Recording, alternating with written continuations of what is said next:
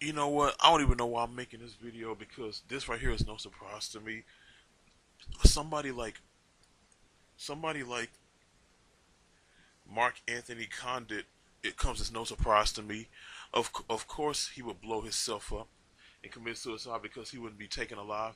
But you know, so I guarantee you, if he didn't blow himself up, they would have. Mark Anthony Condit would have been. He would have been. He would have been taken alive. They would have handled him with kid gloves, and they would have take him to go. If he was hungry, they would have took him to go see to go get something to eat at Burger King.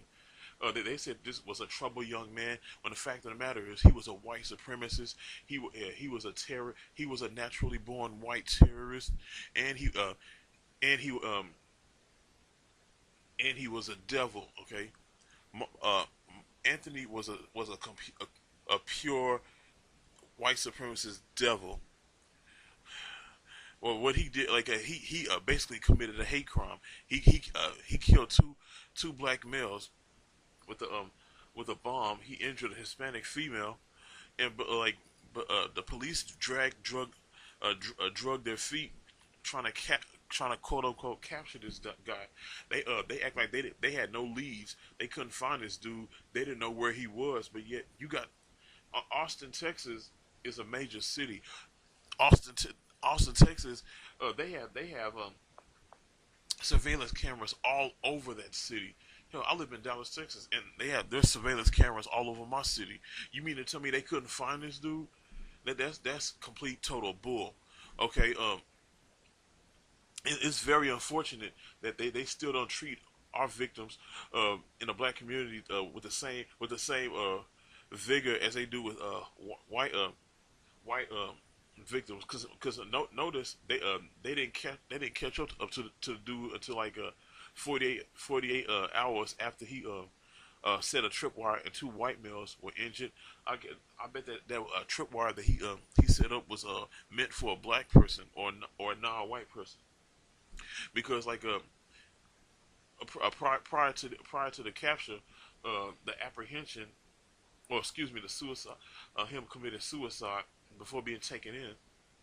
There was the uh, uh there was like weeks and weeks of them not having any leads. They couldn't find this dude, and they didn't know where to look. But all of a sudden, 48 hours before his death, they came across some FedEx material, him sending stuff, and like they couldn't find. But like, hold up, if I'm not mistaken, like he probably used FedEx before, but they want to pretend like this we just now got this information. We don't know if he's used this before and blah blah blah blah.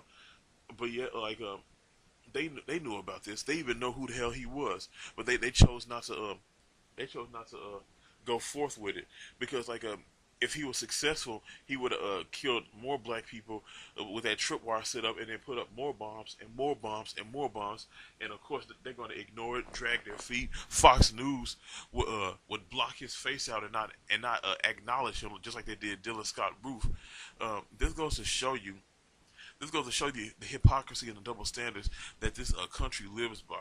Okay, Mark Anthony Condit was a racist. And he was a hateful bigot.